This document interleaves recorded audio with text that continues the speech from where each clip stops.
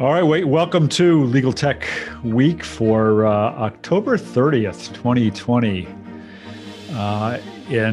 This is Bob Ambrogi. I am the moderator of the program. I write the blog Law Sites and also have the podcast Law Next about innovation in law. And we have a little change to our lineup today. We have a guest joining us, Steve Embry. Steve, why don't you introduce yourself? Sure, and thanks for having me, Bob. Steve Embry. I live in Louisville, Kentucky. Practiced law with the AmLaw 200 firm for a number of years, and then left to start publishing a blog called Tech Law Crossroads, which is about legal technology and legal innovation and disruption and anything else I want to write about, because it's my blog and I can do that. And so I'm looking forward to being a part of this. And of course, you make a lot more money from blogging than you ever did at a big law firm, right? Yeah, I've noticed that. And our other panelists this week, Nikki, you want to introduce yourself? Sure thing. My name is Nikki Black. I am the legal technology evangelist with MyCase Practice Management Software. I write our regular columns for ABA Journal, Above the Law, the Daily Record, and also a regular post on the MyCase blog. And I don't have anything funny to say. I can never think of funny things to say, like some of you do. So I have nothing. I got nothing to add. All right. That's okay. Victor, how about you? Hi, everyone. My name is Victor Lee. I'm assistant managing editor for the ABA Journal. I cover the business of law, and that includes technology. And my standard disclaimer is I don't speak for the ABA or the ABA Journal. I do have my own blog where I speak for myself, but nobody reads it, and I make no money off it. So, thanks a lot. And Victoria. Hey everyone, my name is Victoria Hudgens. I'm a reporter at Legal Tech News, which is owned by ALM, where I cover primarily cybersecurity, tech in the legal industry, and I'm based in Philadelphia, Pennsylvania. And last but not least, Zach. Hey there, everybody. I'm Zach Warren. I'm also with Legal Tech News. You'll also find me elsewhere on ALM, which includes the Law.com Barometer newsletter that is now weekly, and I just happened to write this week, as well as ALM's flagship podcast, Legal Speak, in which I also happen to be the lead interview this week. So check some things out. Yeah, it's plug week for me. And a couple of our usuals are not here this week. Caroline Hill is off on some vacation fun, I guess, and Joe Patrice is off coaching a debate team. And Molly McDonough is not feeling well, so send her best wishes and hope she's back here next week. So I thought we would give Steve the newbie advantage or the newbie courtesy and let him kick things off with something he wrote about this week. So Steve, take it away. Sure. And I thought you were going to say I had to sing a fight song or something. You initiate. I am still kicking myself that I didn't make everybody wear a costume this week. But, Well, I'm glad you didn't make me sing. Yeah, it was kind of interesting. I did a piece earlier this week about an agreement between the LexisNexis Rule of Law Foundation and the National Bar Association. And actually, I'd never heard of the LexisNexis Rule of Law Foundation before, but was surprised to find that they do a lot of really good things. And of course, the National Bar Association is a very large association, primarily of African-American attorneys, and has some judges in it. And so the two of them have linked up to try to create and develop some projects to combat racism and racial inequality in the United States, and to put together some election safeguard kits and training tools. I don't know that they'll get that done before next week, which would be nice, but I was really surprised to learn that the foundation has done a lot of things and created a lot of projects. They created an app designed to authenticate video atrocities that could occur, so the person can take a video and it's date stamped, time stamped, location stamped, then uploaded to LexisNexis servers where it's maintained for for future reference without any ability for anybody to trace that video back to who actually took it. They've also been involved in some lobbying efforts throughout the United States, for human trafficking, model human trafficking laws, which is a ongoing problem. They've worked with the United Nations to develop some frameworks for to encourage businesses to support the rule of law. And the interesting thing about it, I spent some time with Ian McDougall, who is the president of the foundation. He's also general counsel of LexisNexis, really interesting guy. And he was saying, the foundation doesn't really sponsor stuff as much as it does create projects to help people, kind of in a practical sort of sense. And I thought about that, and he went on to say, we're not doing this to get our name out there, because most everybody knows who LexisNexis is. That really matters to us. It's just sort of we think it's the right thing to do.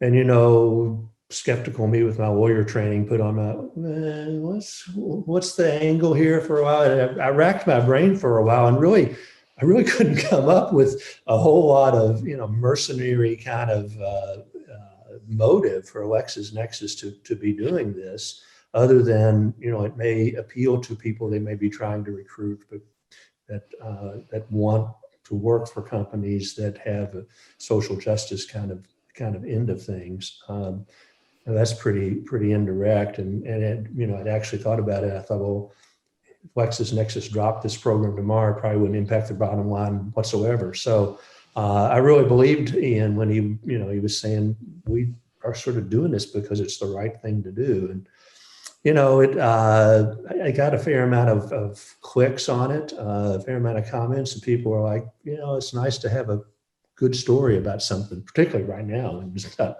a whole lot of good going on. And the rule of law is pretty important. They have a real interesting tracking device on their website where they assess various countries' devotion to the rule of law about some various categories, and then they go on to assess how that correlates with certain metrics like gross domestic product or crime or infant mortality.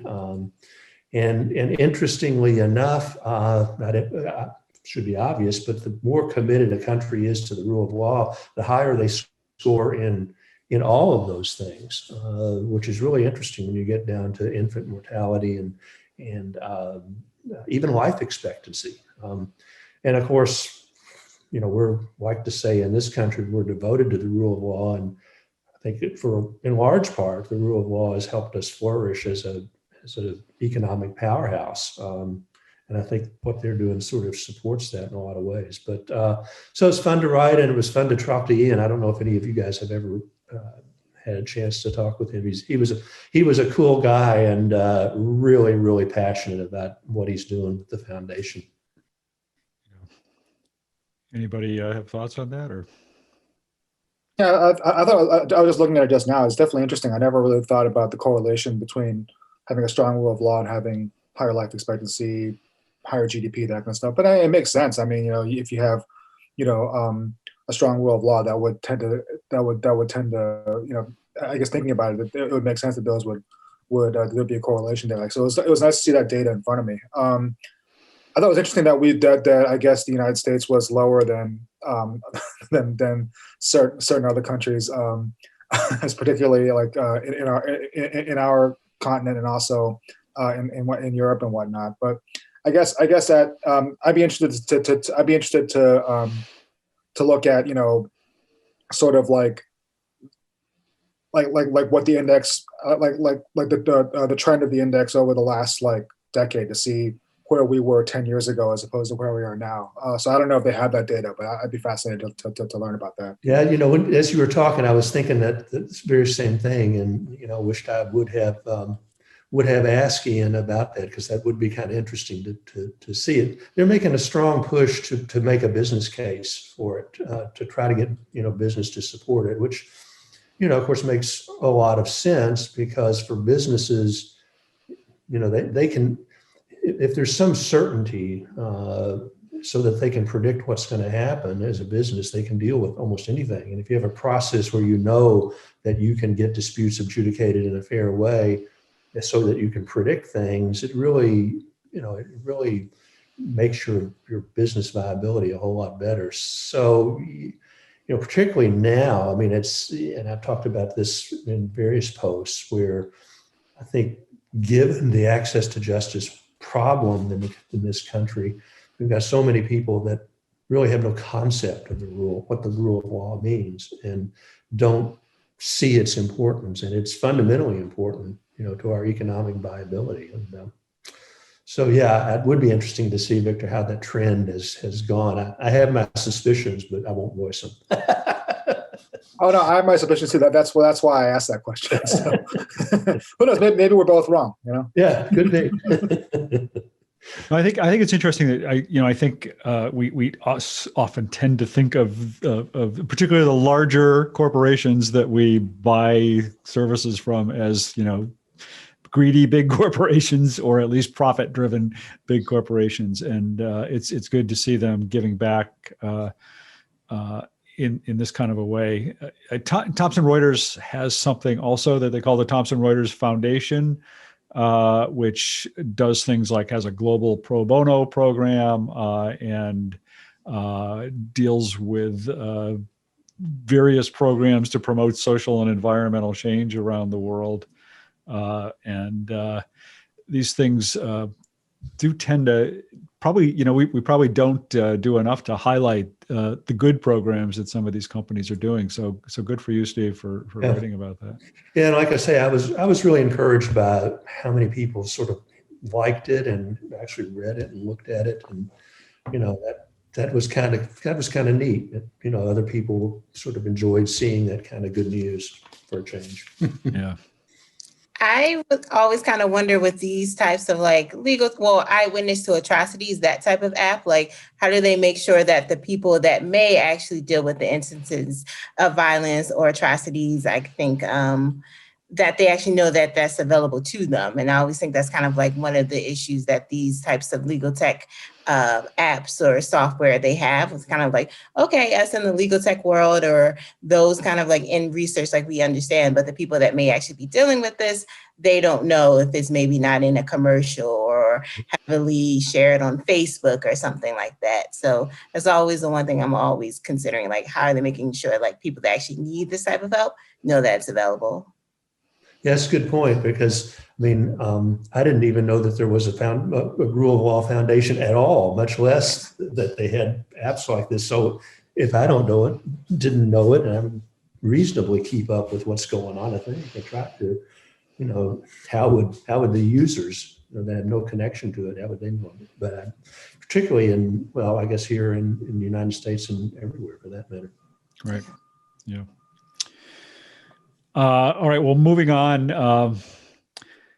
Zach, I don't know if you want to talk about that interesting lawsuit that you guys talked about this week. Before we move on real quick, I just wanted to point to the chat as well. Ahead. We did get one person going in who does know the foundation, who says that Ian works with the local NGOs to get the word out. So just, that's good. Yeah, one note about that. It's good taking the next step to make sure that anything that is happening is applicable, of course. So with that, I will go to the complete opposite end of the spectrum and be the pessimist here and talk about lawsuits. Earlier this week, Dan Packle, one of my colleagues at The American Lawyer, wrote about how the corpse of LeClaire Ryan sued United Lex, an ALSP that I think a lot of us here know, for, I believe it was $128 million, basically saying that there was a highly publicized outsourcing agreement between the two, and LeClaire Ryan alleges that everything that United Lex is doing essentially pushed them even further into bankruptcy than they originally were. The original agreement was supposed to be something that was helping them dig out of the hole by outsourcing pretty much all of their back office stuff. Claire Ryan says, no, United Lex didn't go back on that agreement, but tried to adjust the agreement and played financial games that actually ended up hurting. So I thought it was interesting more than anything else, because the lawsuit or the partnership in the beginning was very highly publicized. A lot that United Lex around that time was they were doing was very, very highly publicized. I can't speak today. It's Friday afternoon. So just from the follow-up standpoint, I find it interesting, but also especially because I've been doing a lot of reporting around alternative legal service providers. And one thing that keeps popping up for me is, man, if just one bad experience happens to a major law firm, that spreads and people start to get skittish about new law alternative legal service providers as an entire category because of a bad experience like that. Could, especially a major lawsuit like this, have negative ramifications for people adopting that sort of alternative legal service provider model. Very speculative at this point, of course, and there's, I'm sure, a lot to come out with a lawsuit, but I do find it very interesting. When I first saw it, and I read Dan's article too, and I kind of immediately went off well, how are they ever going to prove that? Because LeClaire Ryan had lots of problems. But then it dawned on me that it's really not a lawsuit by LeClaire Ryan; it's the bankruptcy trustee. And so a lot of the lawsuit is not, did you cause LeClaire Ryan to go down? Is, did you get money from the bankrupt LeClaire Ryan that was preferential, and now you have to pay back to the benefit of the other creditors. So you get into all these corporate kind of issues. And one of the things that could have an impact, I think, is the way that deal was structured, where they were joint venturers and what they were doing. So what does that mean when you start thinking about law firm ownership and ownership stakes in law firms, and are those ethical violations of the non-ownership rules, and where does that take you? So there's a lot of issues that are kind of unique to bankruptcy in that case. That first of all, I should say, well, I'm not sure how much general applicability it does, but it could have a huge applicability. I'm not a bankruptcy lawyer. I know one time in my early career, I thought I would become one. And I went to a seminar and walked out and I said, these people aren't even speaking English. What are they talking about? But it'd be interesting to see how that plays out, in terms of sort of the ownership kind of payments and monies and all that flow through. Yeah. And it sounds like from what I read in the article, it's not necessarily a cautionary tale about ALSPs. It's rather a cautionary tale about faltering law firms making bad business deals in the first place, because it sounded like LeClaire Ryan was already in trouble before it even entered into this. I remember when this happened, it was much ballyhooed, much touted as, a new model for law firms partnering with an ALSP, but it sounds in fact like it was more like an attempt for LeClaire Ryan to throw itself a lifeline in a sense from what was already a bad situation. I've been following the LeClaire Ryan affair for a little while. One of my reporters wrote a really good feature about kind of looking at everything and whatnot. And they were like, I think they missed budget like several times leading up to their demise. They had all kinds of problems with like payments to partners and things like that. So they were definitely, United Lex wasn't, I don't know if that was meant to try to save them or to give them a lifeline or whatnot, but they were never going to come in and say and rescue the firm or anything like that. So so on the one hand, it's kind of unfair to say like, okay, well, maybe the joint ventures thing isn't going to work out with other firms because it failed with LeClaire Ryan. Because I feel like LeClaire Ryan had plenty of problems that they were kind of shielding or kind of that weren't known to the general public. That this deal was never going to work out. But I do think it's interesting how, and I've I noticed that those talk about the Paul Snelly thing at the end. That seems like that was more of like a step backward as far as like, this is not a joint venture. This is just us taking on the back office stuff. we have very limited participation with this firm. So, and maybe that's just how they felt, what they felt was comfortable for them at this point. But yeah, I do think it's interesting how their follow up to the Leclerc Ryan thing was to kind of take a little step back and go, okay, well let's. And I don't know the circumstances behind that deal, but I do think it's interesting how that went down. Yeah. Any other comments on that? We can transition to more law firm bad news. Victor, you had a story this week of another law firm. Yeah, so I mean, we've been hearing quite a bit about like law firm layoffs. Some of them have been publicized. Some of them have been kind of stealth. But kind of what struck me was the fact that this was Kirkland. It's Kirkland and Ellis conducting layoffs, and Above the Law reported this and whatnot. And I guess we're still waiting for all the details about that. But just the fact that it was Kirkland kind of struck me, because it's like, well, this is a firm that's supposed to be, the biggest firm in the country as far as like gross revenue. They've been number one for I think the last several years. I could be wrong, but it's either been them or I think Latham. And they had a much like ballyhooed like couple of years where they were bringing in all these big name partners, paying them tons of money, and then expanding like very rapidly some of their practice areas. And it seemed like they either knew what they were doing, or they were they had so much money that it didn't matter, that they could take chances and whatnot.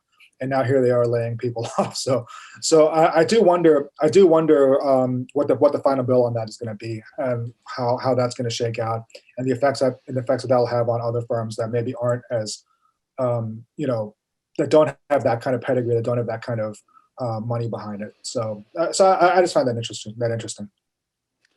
Well, part of what's interesting, I think, is the timing, and because the conventional wisdom, or at least what people who work at big firms or work with big firms keep telling me, is that they are all on the rebound and have been for a month or two now anyway, if not a couple of months, that they all saw, drops in their business in the immediate months following mid-March, when all hell broke loose. And some firms did layoffs, May, June. But a lot of firms are saying their business has been turning around. Things have been coming back, and and some of them are even in fact saying they're going to have very good years in 2020 overall. So the fact that it's happening this late into the game is interesting to me. I wonder if some of it sort of indirectly stems from a new analysis that a lot of firms are going through with respect to office space and how much they really need. And so, it's one thing to say we're going to start hoteling partners and they're not going to have a fancy office. Another thing to say, maybe we could reduce our office footprint, and do we really need all those people in the marketing department?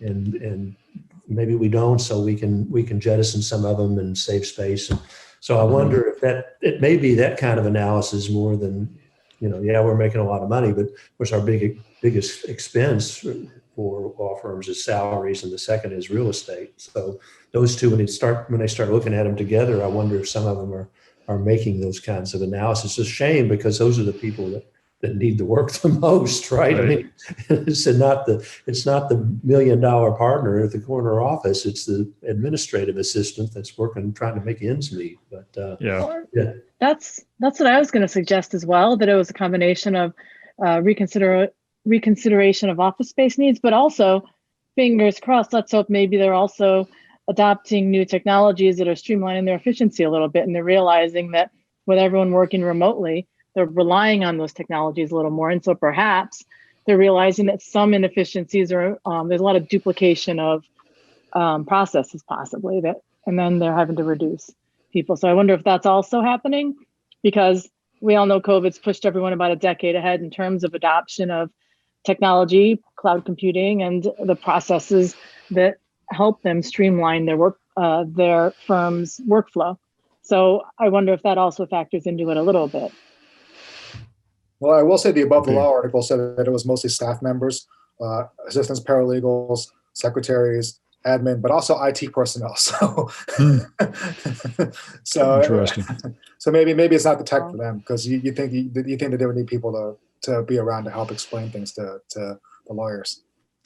Well, the IT personnel, that sort of brings up this fundamental conflict between IT staff and the cloud, right? Because IT staff have traditionally maintained their biggest task in recent years has been maintaining the servers and dealing with all the conflicts as software is downloaded, and obviously the hardware as well that's on everybody's desks. But as you move into the cloud, their functions shift.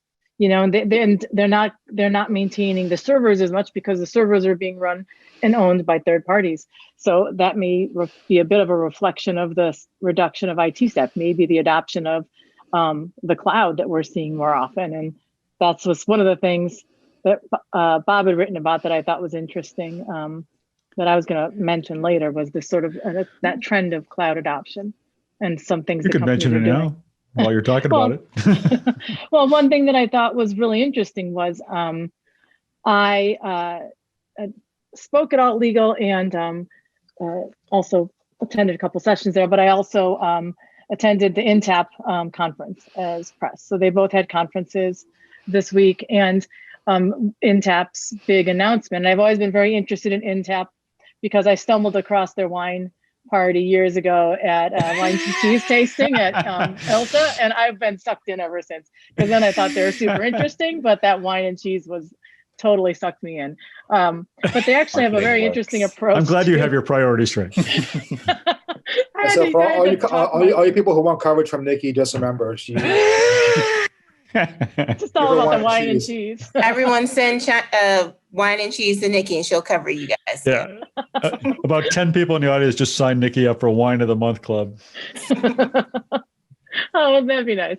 But then I just talked my way into that party once I walked by it at ILTA years ago. But then I've met with them over the years, and I attended a few sessions of that conference. And their big announcement that you wrote about, Bob, was that they're shifting all of their software into the cloud. And I think and they've always traditionally served the larger firm and possibly mid-sized market, but really larger firms. And that's sort of this indication of this decade's push. I'm sure they'd planned to do that, but this idea that COVID has accelerated things to such an extent that some of these companies are making these business decisions that we're going all cloud. And that's going to force the customers all cloud, but it has got to be partially driven by the fact that their customers began to look at those cloud products because of COVID earlier than they'd planned as well. So I do think that we're seeing this. And I think the fact that there's a surge happening now, and that this is going to be a long winter, I think as soon as the election's over, a lot of businesses, law firms and other businesses are going to sort of reassess and come up with this 6-month plan, because it's pretty clear that the surge is happening and there's going to be this back and forth between being in the office and then going back to remote. And they need to create some sort of resiliency plan to address that. And cloud is often the best solution for that. Yeah, it's hard to imagine we are not, firmly on a path to close to 100% cloud at some point. Although I was talking to Andy Klein at Rain and Court just this morning, who was saying, there are still a lot of their customers, and they're dealing with really big firms, are still pretty firmly entrenched in their I don't know if you call it on premises, because it's not really on premises, but their on premises environment in the loose sense of that word.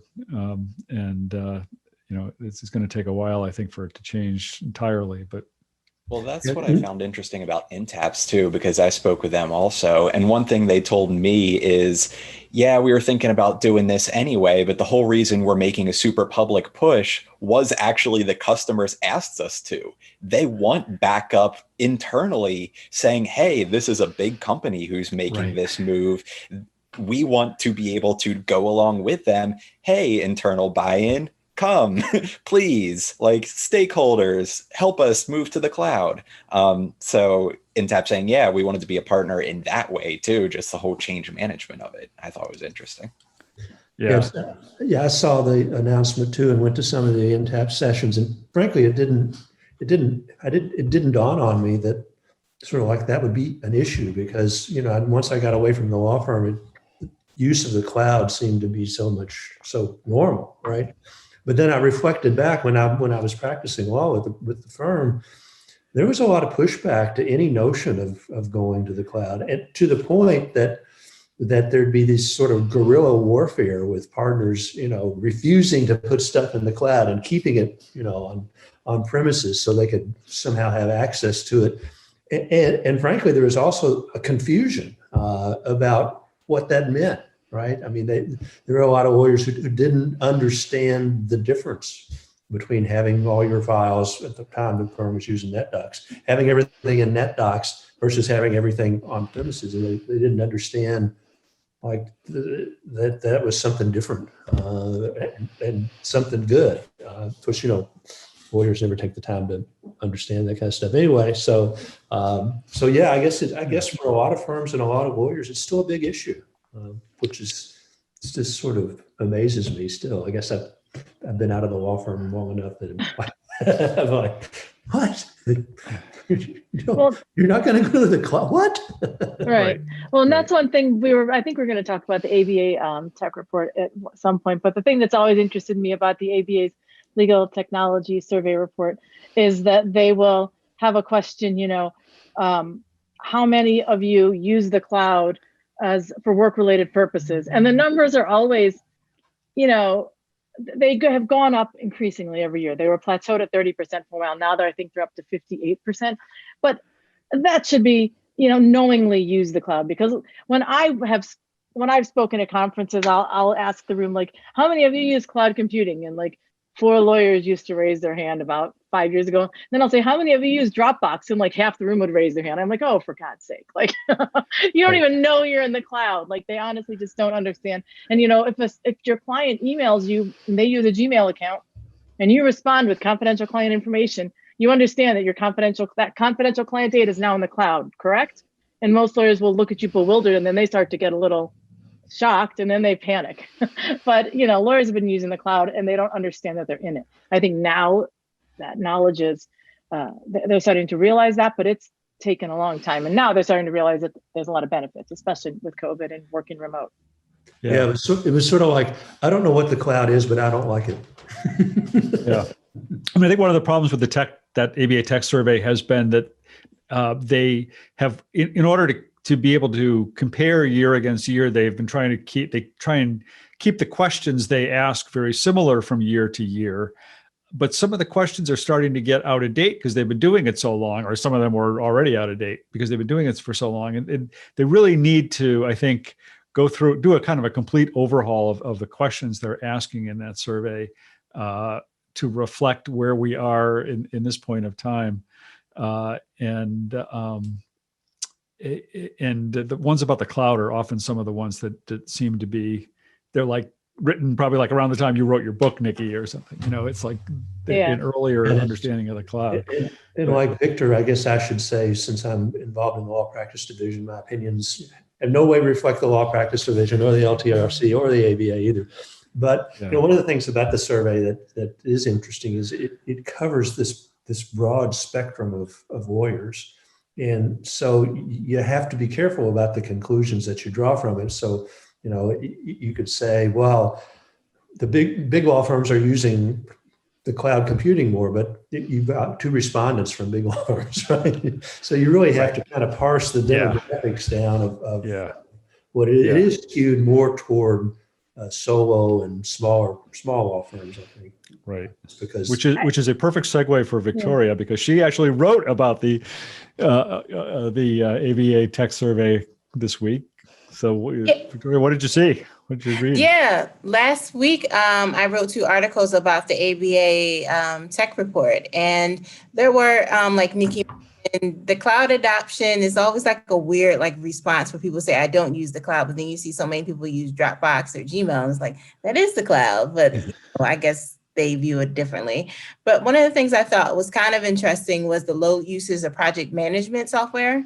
And even among larger law firms, which I kind of assume they would use project management software because they maybe deal with more like larger litigation.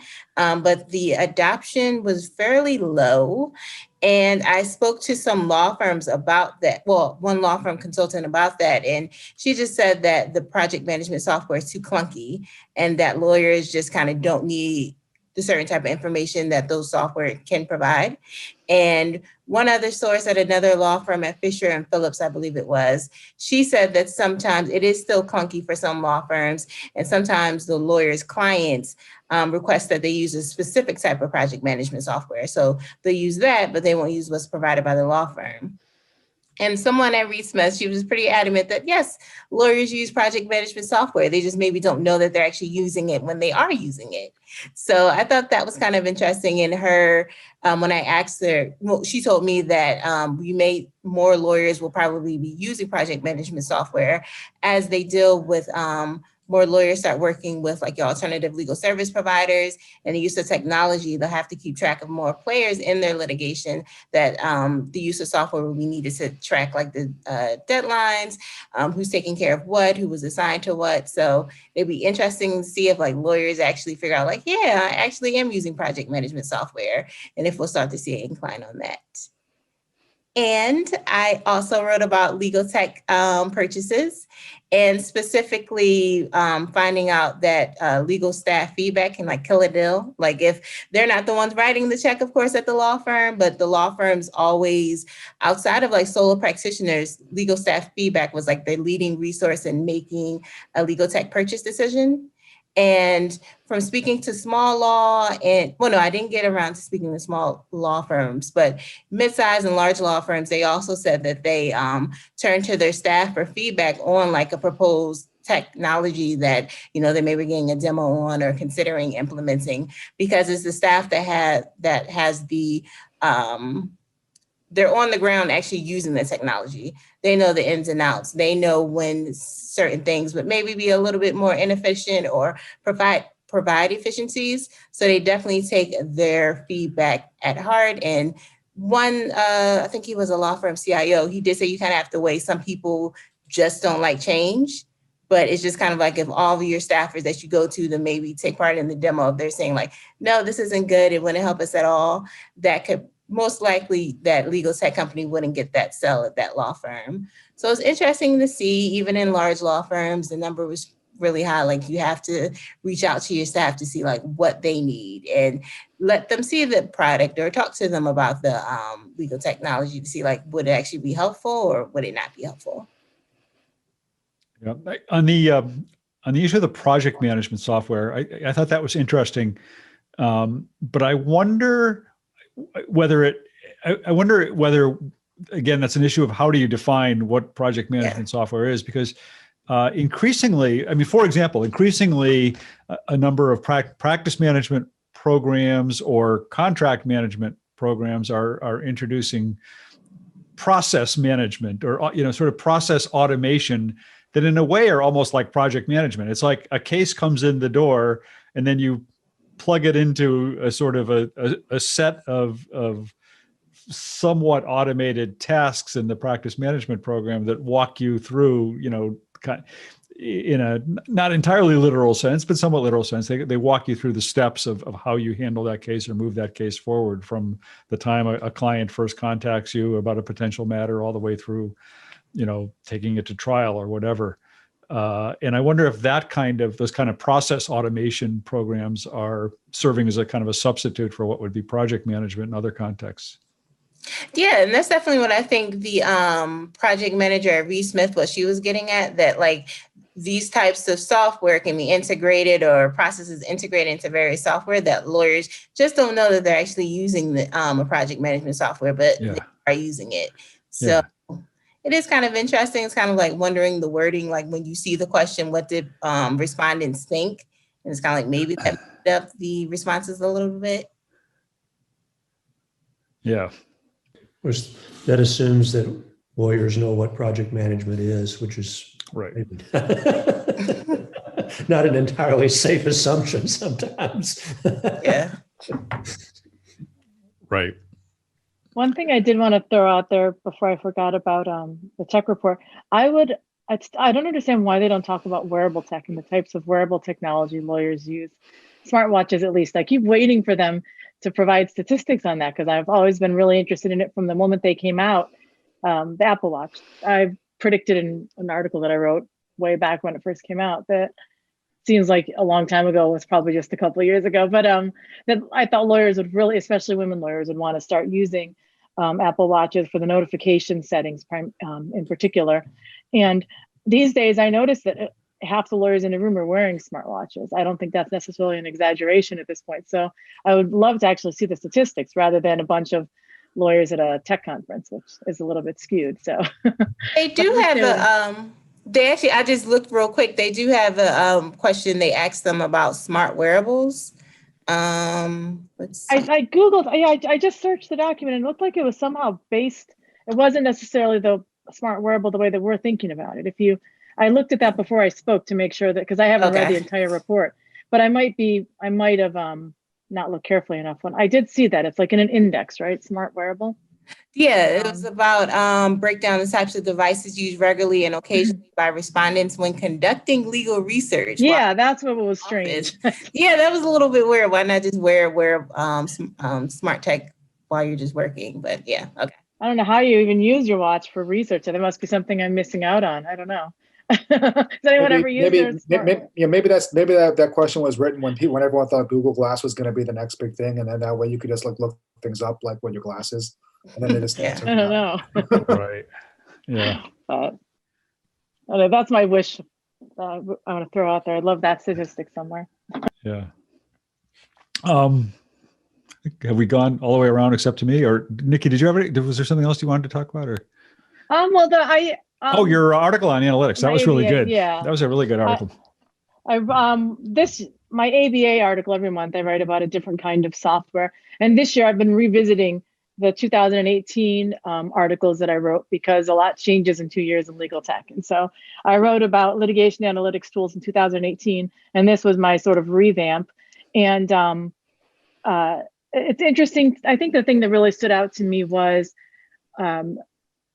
the people that own the data are doing some of the most data are doing some of the most creative stuff with that data. So and Nexus in particular always really interests me because they've made some investments and some acquisitions, and they're doing a lot with context and Lex Machina. But Bloomberg and Thomson Reuters also are doing a lot with certain aspects of litigation analytics. And then there's a bunch of other companies that have been around for a few years now that do this, and they're all adding more and more databases and more types of legal analytics, which is as they get their hands on more data. And Fastcase has Docket Alarm. They acquired that company. So there's a lot of companies investing in trying to take advantage of the efficiencies and the access to information, efficiencies at least in terms of mining all that data and making sense of it, and the access to information that previously it was available, but it would have taken human eyes far too long to parse through it and make sense of it. So it's just interesting to see the growth in that space and the different companies as they enlarge their databases and provide different types of reporting capabilities. Yeah, I'll add a link. I don't think I did that. I'll do that now. LexisNexis, they just got the state court data from Manhattan, was it, I think? And I think they've got a few other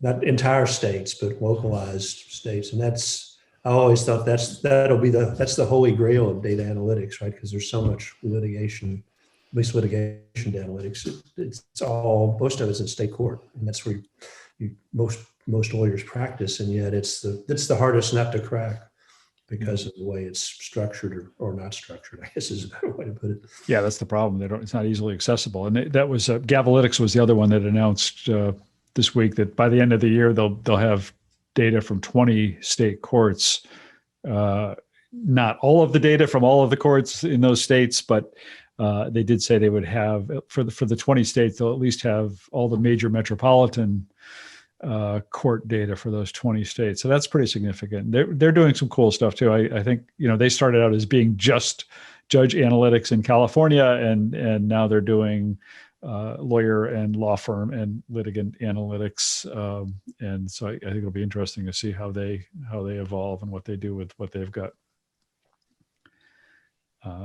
That's a whole area that really fascinates me. I mean, I've probably said this before here, but in some ways, I think some of what's happening with analytics is almost really more interesting than some of what's happening with AI, despite all the buzz about AI and legal, because the analytic stuff is just so directly practical and transferable in terms of what a lawyer does in court or otherwise. Some of the litigation analytics can be really useful and directly applicable, whereas some of the AI stuff in some of the contexts is still pretty abstruse and remote. But I guess I would be remiss if I didn't point out at this point that there's still a dispute between Bob and I. That's who said not using litigation data analytics could be malpractice. And I swear it was him. I didn't say it. I copied it from him. But I wrote in an article attributing the quote to you, and Steve said, "No, you said it." But one of us said it. Right? One of us said it. We both agree on that point. Anyway.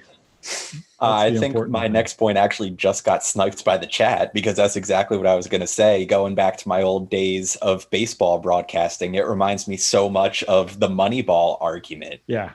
Whether it's going to be data centric for those litigators that really lean into the analytics and say, oh, I don't want to be before this judge because she has a 30% success rate versus this one, it has a 50, versus the old school, do it by feel. I've been doing this for a while, have the wealth of knowledge, and I want to rely on that knowledge.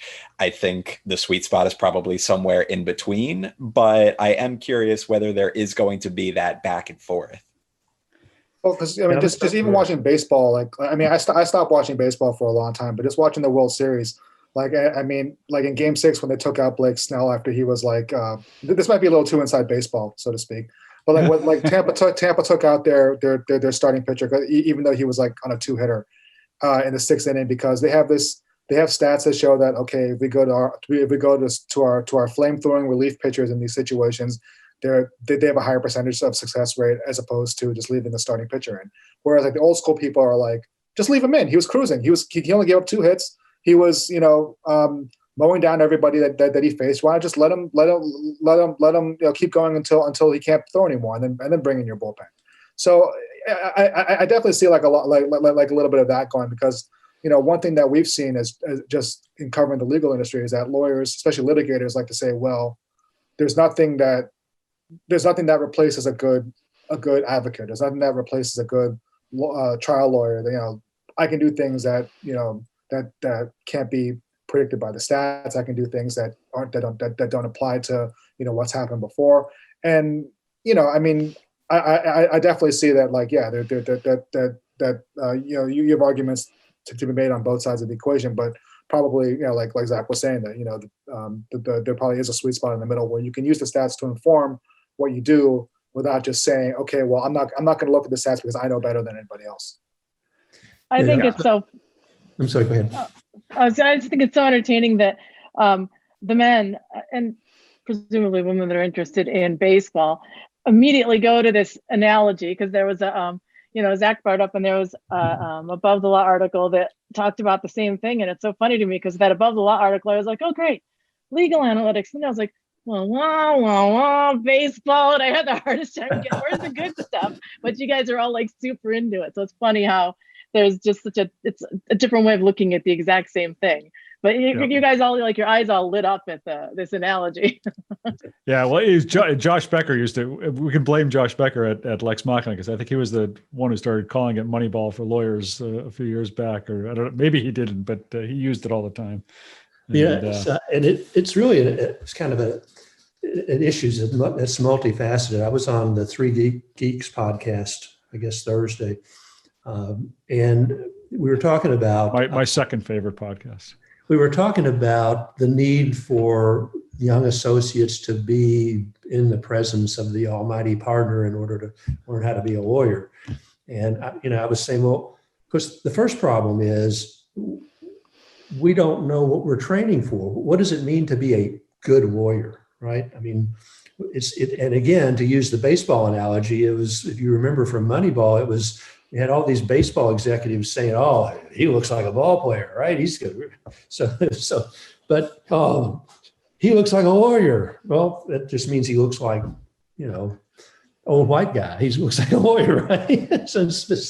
And so, I mean, and my point on the show was, rather than saying you have to be physically present with a partner to learn how to be a good lawyer, why don't we first say, what does it mean to be a good lawyer, and then train to that? Let's use some data and some statistical analysis and define what it is we mean when we say Bob is a good and successful lawyer, right? And let's reach some agreement on that and then train to that, as opposed to saying, oh, let's let Bob go be the apprentice to, somebody else that's older and supposedly wiser, which may or may not be the case. And so it's the use of the data across the board in law is so many areas for improvement.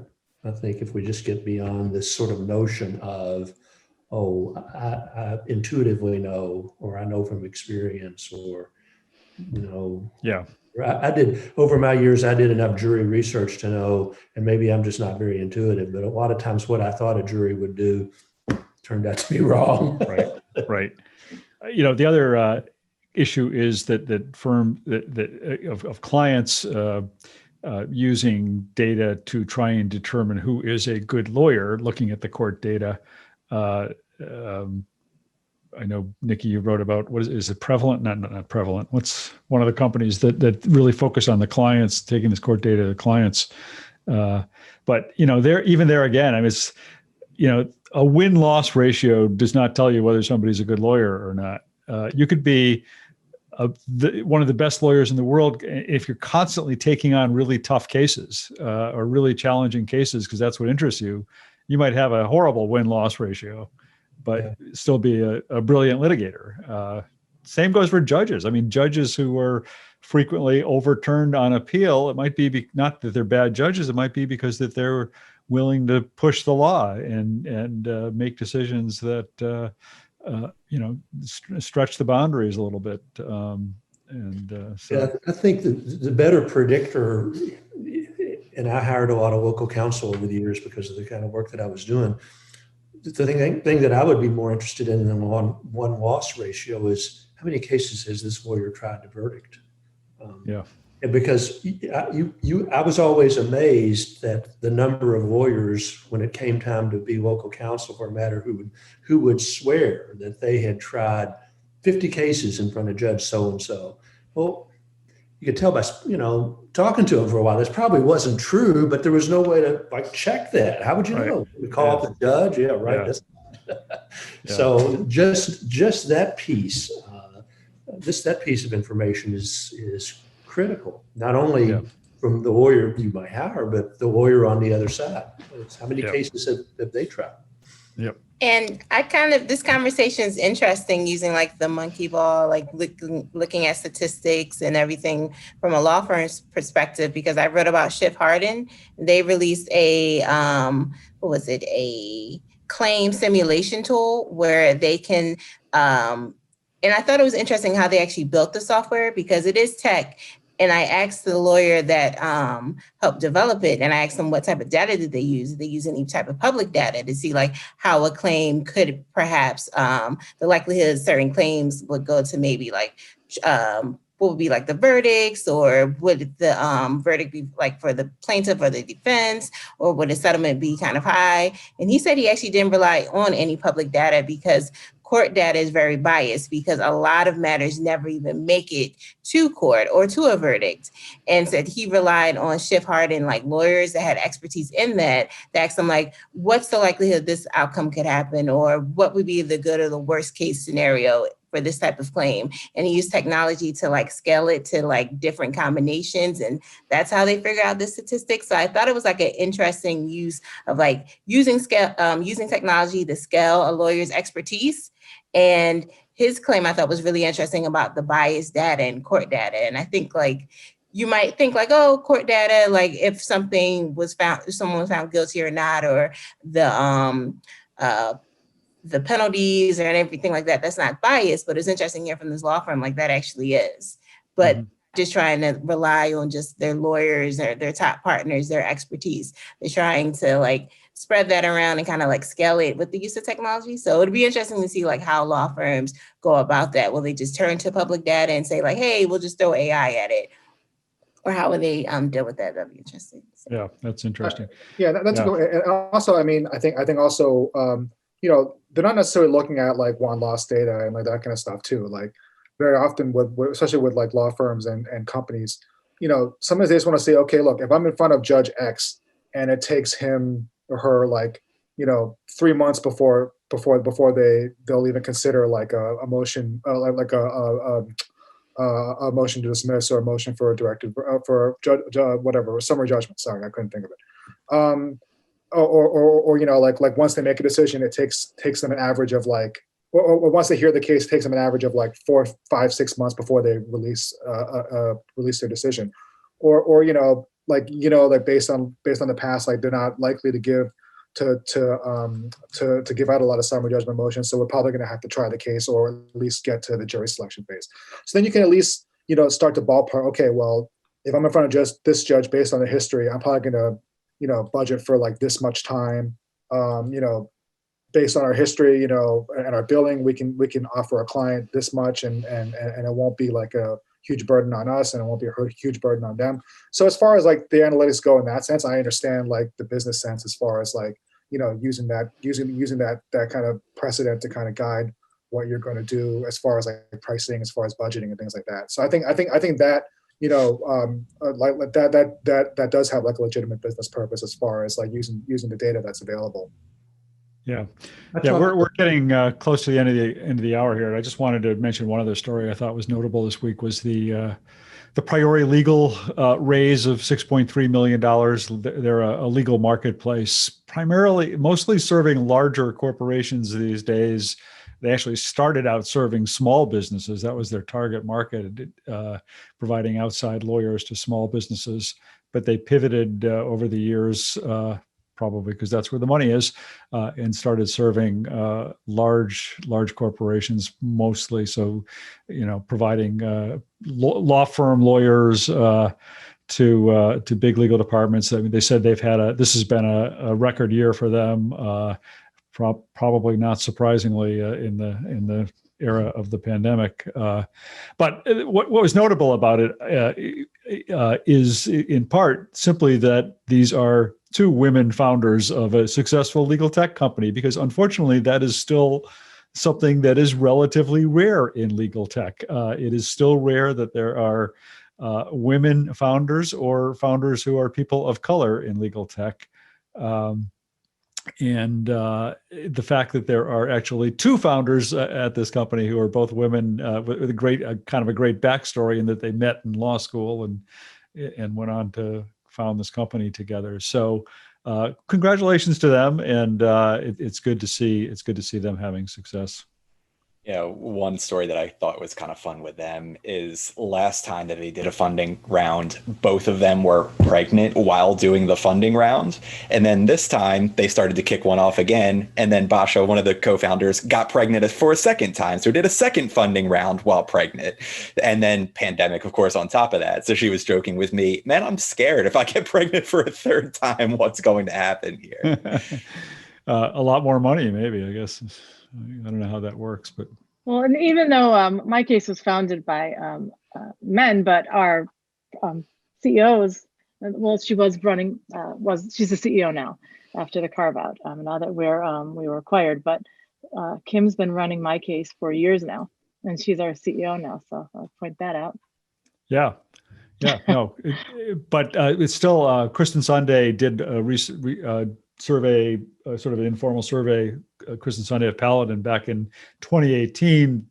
And if I'm trying to remember, I think it was something like only 13% of legal tech founders were women at that point, some very small percentage. Somebody else did a survey last year on the legal tech companies that got financing of any kind, and how many of those had women as founders or CEOs. And again, the numbers were really small. So it's probably gotten better since then, but I think if Krista, I don't think Kristen is on here, but I know she's working on updating the numbers, but I think she said it hasn't gotten all that much better in terms of the overall numbers. So it's still something to think about. But all right, well, we are out of time, and thanks to Steve for joining in this week, and thanks to all of you for being part of this, and everybody in the audience for watching and listening. We'll be back next Friday with a new president, or Don't jinx we'll it. know the president. Don't jinx it. Or we won't even know the president. Who knows what we'll know. We'll be back next Friday anyway. There will not be any president part of our panel, I can tell you that. All right. All right. Great See y'all. weekend, all. Thanks for listening. Thanks for watching.